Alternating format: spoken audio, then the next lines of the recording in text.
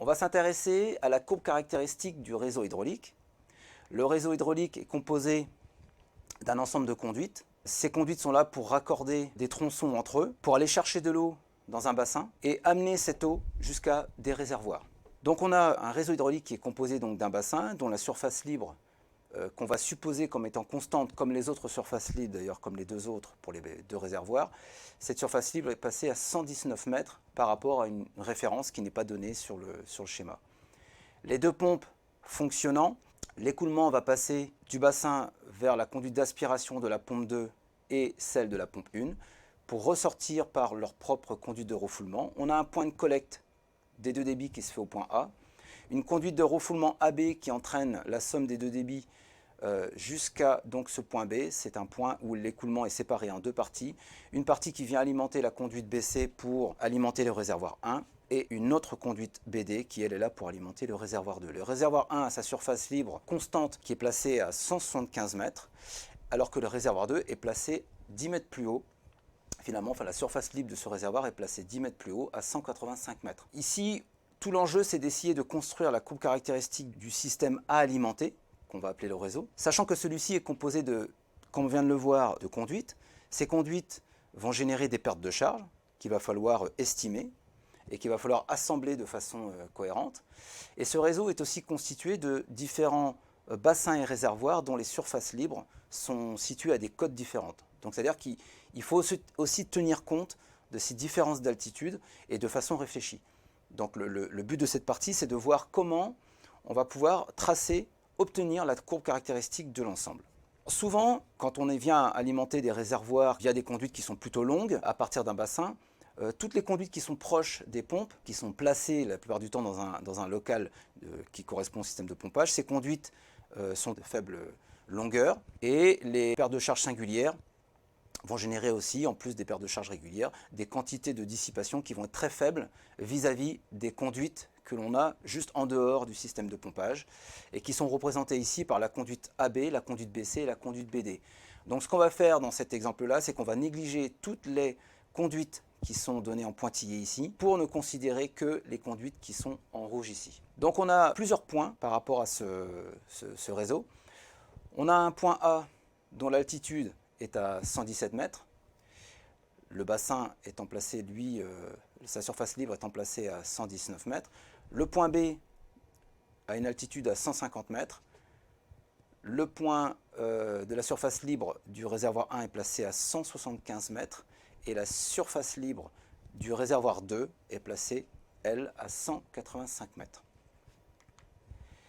On va d'abord s'intéresser aux pertes de charge régulières. Donc les pertes de charge régulières, ce sont des dissipations énergétiques que va subir l'écoulement lors de son transit, lors de son passage dans les conduites. On rappelle ici qu'on ne tient compte que de trois conduites, la conduite AB, la conduite BC et la conduite BD, caractérisées par des diamètres, des longueurs et des coefficients de perte de charge régulières de valeurs différentes. La perte de charge régulière est évaluée via la relation qui est donnée ici, qui tient compte donc du coefficient de perte de charge régulière de la conduite et de l'écoulement, la longueur du tronçon, le diamètre du tronçon et la vitesse d'écoulement qui traverse ce tronçon-là.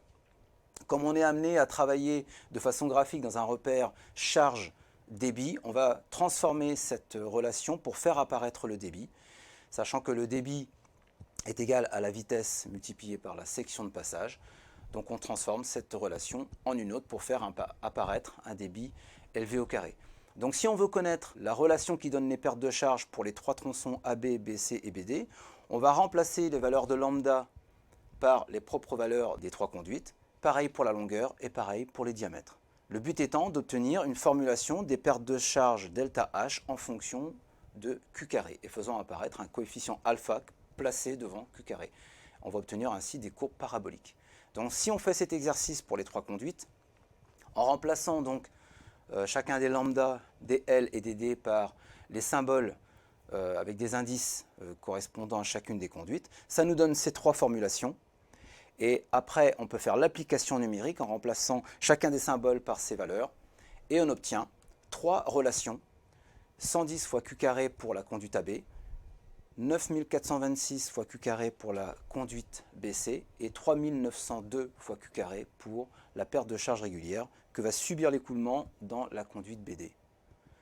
Ce qu'on peut faire ensuite, si on veut tracer ces courbes, c'est prendre différentes valeurs de débit, sachant que dans les expressions qu'on a ici, il faut bien se rendre compte qu'il faut utiliser un débit en mètres cubes par seconde. Et quand on trace ces trois courbes, on obtient ces tracés qui sont donnés dans un repère perte de charge en fonction du débit. On voit que ce sont des évolutions similaires, toutes paraboliques, mais par contre avec des pentes totalement différentes. La conduite BC, qui a le plus petit diamètre, va générer finalement les pertes de charge les plus élevées. Ensuite, le tronçon BD, lui, va générer des pertes de charge un petit peu plus faibles. Et le tronçon AB, qui a une longueur très faible et puis aussi un grand diamètre, les deux cumulés va faire que les pertes de charge de cette conduite vont être faibles. Ce qu'il ne faut surtout pas faire, c'est additionner les pertes de charge entre elles, c'est-à-dire se prendre un débit, pour ce débit-là, considérer les pertes de charge générées par les trois conduites et additionner ces pertes de charge pour obtenir la courbe qui est tracée en noir ici. Faire cela, c'est oublier d'une part que ces conduites ne sont pas traversées par le même débit. Or, on a droit d'additionner des pertes de charge générées par des conduites sur l'écoulement que lorsque ces conduites sont traversées par le même débit. Ce qui n'est pas le cas puisque le point B qui est ici va distribuer ensuite des débits différents dans la conduite BC et la conduite BD. Donc on ne peut pas additionner déjà les pertes de charge de BC et de BD. Et d'autre part, on le verra dans la suite, il faut aussi tenir compte des termes d'altitude. C'est-à-dire que si on considère la courbe noire comme étant la courbe caractéristique du système à alimenter, on ne tient pas compte des différences d'altitude qu'il peut y avoir entre le bassin et les deux réservoirs. Donc on va voir juste après comment composer finalement avec ces différences d'altitude et comment additionner les débits entre eux quand on peut le faire. Donc pour les différences d'altitude, comme on l'a vu tout à l'heure, il y a une succession de points qu'on a choisis dans le réseau. Les points évidemment liés aux surfaces libres, mais aussi des points caractéristiques, des points de collecte, par exemple le point A, et un point B qui vient distribuer le débit en deux dans les deux conduites BC et BD. Alors pour gérer les différences d'altitude, on a plusieurs façons de faire. Ce qu'il faut, c'est qu'il faut rester cohérent du début jusqu'à la fin.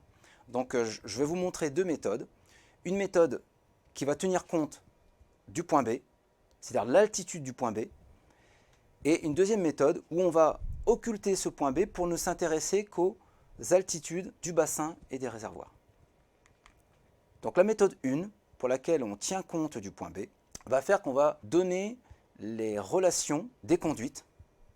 Donc on va les noter HAB, HBC et HBD, sachant que chacune de ces expressions va être composée de deux composantes. Une composante qui est là pour traduire la différence d'altitude entre les deux points placés aux extrémités de ces conduites, et une autre composante qui est liée à la perte de charge que subit l'écoulement dans cette seule conduite. Donc si on considère la conduite AB, la conduite AB vient prendre de l'écoulement à 119 mètres, ici, et l'entraîne jusqu'au point B, qui est placé 31 mètres au-dessus de la surface libre du bassin. Et cette conduite va être caractérisée par des pertes de charge. Donc, la formulation qui caractérise la conduite AB est composée d'une différence d'altitude entre le point A' qui est placé sur la surface libre et le point B qui est placé ici. Et à cette quantité donc, de différence d'altitude, il faut ajouter le terme de perte de charge. Donc on va être amené à tracer cette courbe-là en distribuant, comme on l'a vu tout à l'heure, différentes valeurs de débit pour trouver la valeur de HAB. On peut faire la même chose évidemment pour la conduite BC qui elle prend de l'eau au point B et l'entraîne jusqu'au point C', jusqu'au point C'. Donc on a, encore une fois, pour la conduite BC, on a un terme qui tient compte de la différence d'altitude entre B et puis C', et puis un terme de perte de charge, sachant que le point C' est placé 25 mètres au-dessus du point B. On fait la même chose ensuite pour la conduite BD qui prend de l'eau au point B et l'entraîne jusqu'au point D', donc une différence d'altitude de delta Z BD', auquel il faut rajouter le terme de perte de charge que va subir l'écoulement dans la conduite BD, et on obtient cette formulation-là. Donc là, on obtient les trois formulations des trois conduites lorsqu'on tient compte du point B, lorsqu'on tient compte de l'altitude du point B. Ce qu'on peut faire ensuite, c'est donc tracer finalement les courbes caractéristiques de ces trois tronçons. Ce qu'on peut faire après, c'est utiliser une autre méthode dans laquelle on ne va pas tenir compte du point B. Donc le point B, il est grisé puisqu'on ne s'intéresse plus à lui. Donc dans ces cas-là, les termes d'altitude sont ceux de la surface libre du bassin, du réservoir 1 et du réservoir 2. Et la méthode est un peu similaire à celle qu'on a vue auparavant, c'est-à-dire qu'on va tenir compte des différences d'altitude, mais cette fois-ci entre A' et C', et non plus entre A' et B pour une conduite, celle AB, et B et C' pour la conduite BC comme on l'a vu auparavant. La conduite AB, eh bien, finalement, on ne tient pas compte des altitudes qu'il y a à l'extrémité donc de l'écoulement A' et puis B, puisque la différence d'altitude, ou en tout cas l'altitude de B, va être prise en compte à la fois dans A'C' et aussi dans A'D' plus tard. Donc la conduite AB n'est caractérisée que par son terme de perte de charge. Vous voyez que dans la formulation ici, il n'y a pas de différence d'altitude. Si on considère maintenant la conduite BC, elle va être composée de deux termes, un terme de différence d'altitude et un terme de perte de charge. Donc le terme de perte de charge, c'est celui qu'on a calculé tout à l'heure, et la différence d'altitude ne correspond plus, comme on l'a vu tout à l'heure, à la différence d'altitude entre C' et puis B, mais entre C' et A', c'est-à-dire le point le plus bas où on vient prendre de l'eau. Et puis après, on fait la même chose pour la conduite BD, qui, elle, intègre des pertes de charge, ici, et puis une différence d'altitude, encore une fois, entre D' et puis A'. Donc vous voyez que c'est une méthode différente qu'on peut appliquer dans la plupart des cas, où on ne vient pas regarder finalement les altitudes des différents points qui sont à l'intérieur du réseau. On vient plutôt regarder les extrémités du réseau en termes d'altitude, et puis travailler avec ces termes-là. En traçant ces trois courbes, on obtient trois courbes complètement différentes de celles qu'on obtenait tout à l'heure, puisque la conduite AB a un terme de perte de charge ici nul, lorsque le débit est nul, évidemment, alors que les deux autres conduites sont caractérisées par des termes de hauteur statique, de différence d'altitude, qui sont beaucoup plus élevés par rapport à la méthode 1, pour laquelle on considérait le point B. Donc le but ensuite, une fois qu'on a obtenu les courbes caractéristiques de chacun des tronçons, à la fois par la méthode 1 ou alors par la méthode 2, ça va être d'assembler tout ça pour obtenir la courbe caractéristique du réseau. Donc on va s'intéresser à l'assemblage maintenant. On ne peut pas additionner, comme on l'a vu tout à l'heure, des pertes de charge pour les mêmes débits, puisque les conduites ne sont pas traversées par les mêmes débits. Donc il faut faire ça de façon structurée. De même qu'on peut additionner des débits pour des charges constantes pour des pompes, on peut faire exactement la même chose pour des conduites. C'est-à-dire qu'ici, on a la conduite BC qui est en parallèle de la conduite BD. Donc on se fixe une valeur de charge et on additionne les débits. Ça, c'est évidemment possible qu'à partir de ce point-là, puisque en dessous, ce point-ci qui est placé à peu près à 35 mètres, jusqu'à ce point-là, à 25 mètres à peu près, et bien là, finalement, on ne peut pas additionner les débits puisqu'il n'y a que la conduite BC qui est alimentée en débit. On peut additionner les débits qu'à partir de ce point-là. Pour des points plus élevés que celui-ci, on va pouvoir se fixer différentes valeurs de charge et s'intéresser au débit qu'il y a dans chacune des conduites et additionner tout ça. Donc on se retrouve avec une courbe caractéristique des deux branches en parallèle, BC et BD. Sachant que ces deux branches en parallèle sont en série avec la conduite AB. Donc là, pour cette configuration-là, on peut se fixer différentes valeurs de débit et additionner les valeurs de charge. Si on prend la valeur de 100, voilà la charge qui caractérise la conduite AB et voilà la charge qui caractérise la conduite BC placée en parallèle de BD. Donc il faudrait additionner cette charge sur l'autre pour obtenir du coup une courbe un peu semblable à celle-ci, mais translatée d'une quantité AB ici vers le haut. Et du coup on obtient cette représentation graphique. Donc on a là la courbe caractéristique du système à alimenter, la courbe du réseau hydraulique. On voit que c'est une courbe qui n'est pas monotone, on a un point de cassure ici, qui est lié à la différence d'altitude qu'on a entre les surfaces libres des deux réservoirs vis-à-vis du bassin. Maintenant, on va appliquer la méthode 2 qui, elle, ne tient pas compte du point B et qui nous donne ces représentations graphiques pour les 3 tronçons. Le principe, c'est le même. À partir du moment où BC est en parallèle avec BD, on va se fixer différentes valeurs de charge. Et pour chacune de ces charges, on va s'intéresser au débit des 2 tronçons. Et lorsque c'est possible, additionner ces débits.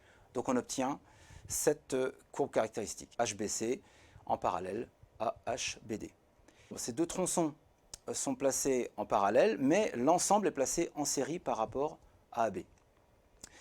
En série parce que le débit qu'on a dans AB, c'est le même que dans la résultante des parallèles BC plus BD. Donc on peut additionner cette fois-ci des charges pour différents débits. Donc on obtient une courbe caractéristique du réseau hydraulique de la même façon. Et si on se souvient à peu près de ce qu'on avait vu tout à l'heure, on voit qu'on a la même courbe caractéristique du réseau.